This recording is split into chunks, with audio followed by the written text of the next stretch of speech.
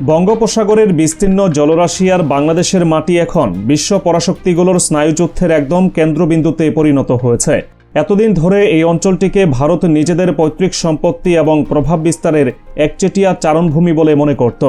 কিন্তু নয়াদিল্লির সেই দাদাগিরি এবং আগ্রাসী আধিপত্যের ভিত এখন রীতিমতো কাঁপতে শুরু করেছে। আন্তর্জাতিক সংবাদ মাধ্যমগুলো দাবি করছে, সম্পূর্ণ নীরবে এবং লুকোচক্ষুর অন্তরালে বাংলাদেশের জলসীমায় পাকাপাকিভাবে জায়গা করে নিতে যাচ্ছে পরাক্রমশালী মার্কিন যুদ্ধজাহাজ এবং নৌসেনা। বেশ কিছু ইন্টারন্যাশনাল গণমাধ্যমে দাবি করা হচ্ছে, গত 5 থেকে 7 মের মধ্যে অত্যন্ত গোপনীয়তার সঙ্গে একটি উচ্চপদস্থ মার্কিন প্রতিনিধি দল ঢাকা সফর করে। বিদেশি রিপোর্টগুলো বলছে, ডোনাল্ড ট্রাম্পের সরাসরি অনুমোদনে আসা এই প্রতিনিধি দলটি টানা 3 দিন ধরে তারেক রহমান সরকারের শীর্ষ কর্মকর্তাদের সঙ্গে দফায় দফায় বৈঠক সম্পন্ন করে। ইউক্রেন এবং ভারতের প্রথম সারির পত্রিকাগুলো দাবি করছে, এই বৈঠকের মূল নির্যাস হল আগামী দিনে মার্কিন নৌবাহিনী বাংলাদেশের কোথায় কোথায় যুদ্ধজাহাজ নোঙর করবে এবং বাংলাদেশের কোটি বিমান ঘাঁটি ও গুরুত্বপূর্ণ সমুদ্র বন্দর ব্যবহারের অনুমতি পাবে তার চূড়ান্ত রূপরেখা প্রণয়ন করা। এই খবরটি প্রকাশ্যে আসার পর থেকেই ভারতীয় মিডিয়াগুলোতে রীতিমতো মাতম শুরু হয়েছে, কারণ তারা খুব ভালো করেই জানে বাংলাদেশের মাটিতে মার্কিন সেনার উপস্থিতির অর্থ হল এই অঞ্চলে ভারতের একচ্ছত্র খবরদারির চিরস্থায়ী অবসান।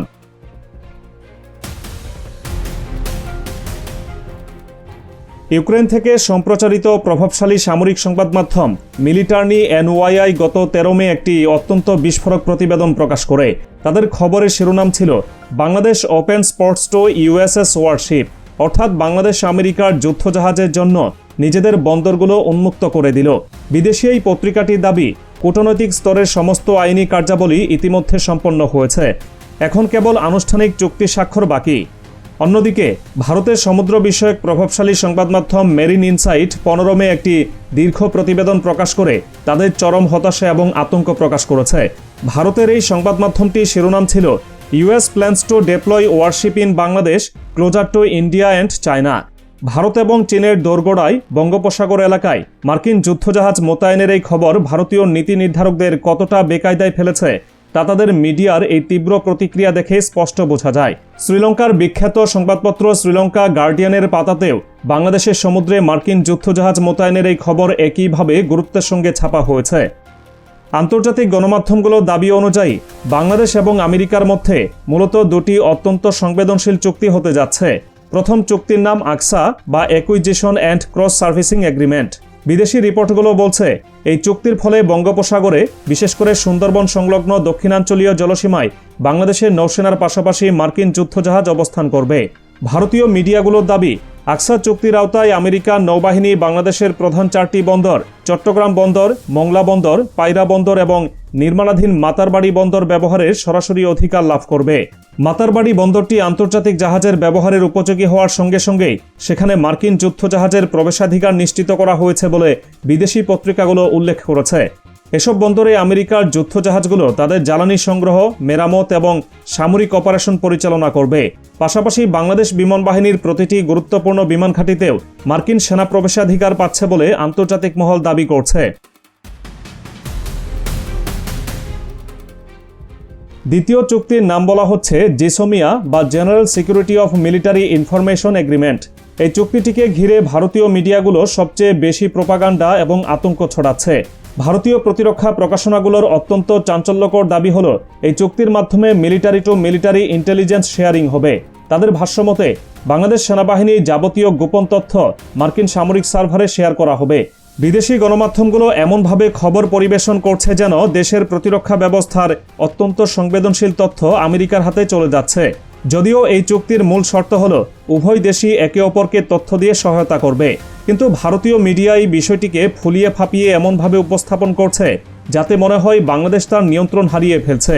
মূলত বাংলাদেশের সামরিক শক্তি এবং আন্তর্জাতিক পরিমণ্ডলে বাংলাদেশের এই নতুন উত্থান ভারত কোনোভাবেই মেনে নিতে পারছে না, আর সেই কারণেই তাদের মিডিয়াগুলো থেকে এই ধরনের অতিমাত্রায় নেতিবাচক প্রচারণা চালানো হচ্ছে।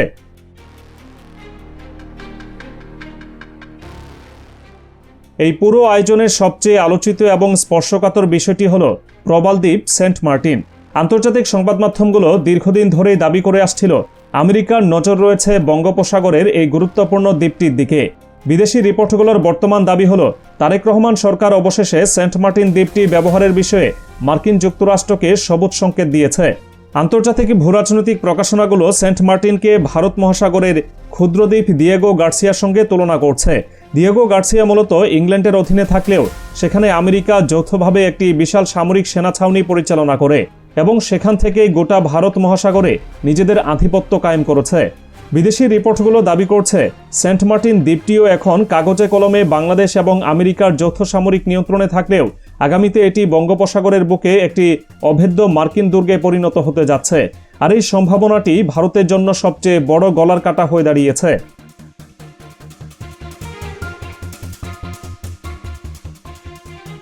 তাহলে আন্তর্জাতিক মহলে নজর কেন হঠাৎ করে বাংলাদেশের জলসীমানায়, সেই বিষয়টি বিদেশি সামরিক পত্রিকাগুলোর চোখে কিভাবে দেখা হচ্ছে তা তুলে ধরা প্রয়োজন।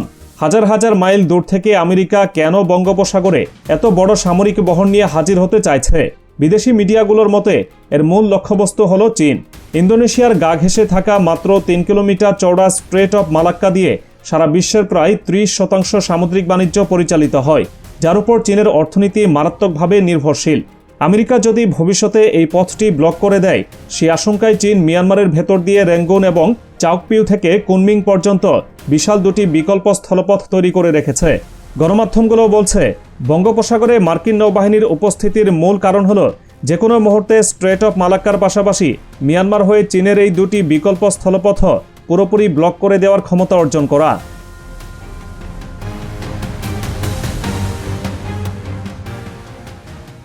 শুধু স্থলপথই নয়, চীন মিয়ানমারের ভেতর দিয়ে নিজেদের মূল ভূখণ্ড পর্যন্ত যে বিশাল অয়েল পাইপলাইন তৈরি করেছে, সেটিকে যে কোনো মুহূর্তে অকার্যকর করে দেওয়ার লক্ষ্য নিয়েই আমেরিকা বাংলাদেশের জলসীমাকে ব্যবহার করতে চাইছে বলে বিদেশি গণমাধ্যমগুলো দাবি করছে।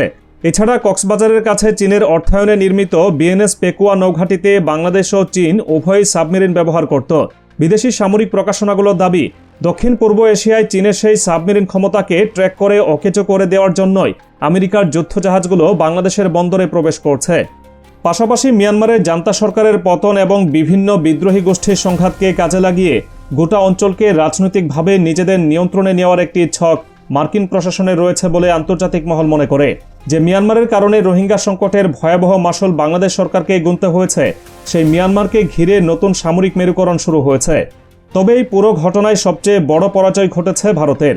বছরের পর বছর ধরে বাংলাদেশের উপর ভারত যে ছড়ি ঘুরিয়ে আসছিল, মার্কিন যুদ্ধজাহাজের আগমনের খবরের মাধ্যমে সে আধিপত্যের প্রাচীর চিরতরে ভেঙে চুরমার হয়ে গেছে।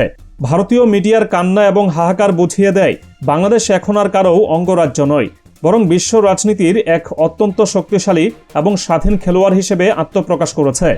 বঙ্গোপসাগরের নীল জলরাশি আগামী দিনে বৃহৎ পরাশক্তিগুলোর এক নতুন ইতিহাস রচনার সাক্ষী হতে যাচ্ছে, যেখানে বাংলাদেশের অবস্থান হবে সর্বোচ্চ চূড়ায়।